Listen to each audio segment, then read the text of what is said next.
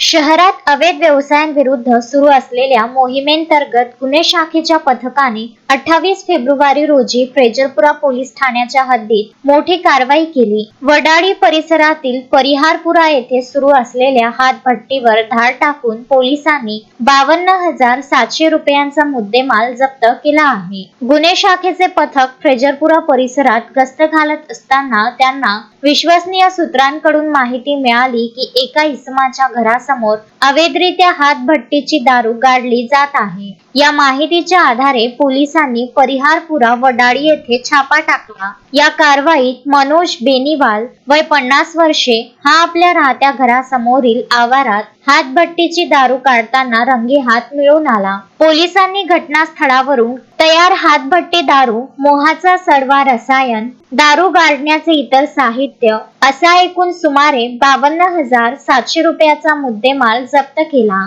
पकडण्यात आलेल्या आरोपी विरुद्ध पोलीस स्टेशन फ्रेजरपुरा येथे महाराष्ट्र दारूबंदी कायद्याच्या कलम 65 क फ ड अन्वये गुन्हा दाखल करण्याची प्रक्रिया सुरू करण्यात आली आहे। अवैध व्यवसायांवर अशाच प्रकारे कठोर कारवाई सुरू राहील असा इशारा पोलीस प्रशासनाकडून देण्यात आला आहे। शोएब खान, विदर्भ न्यूज, अमरावती।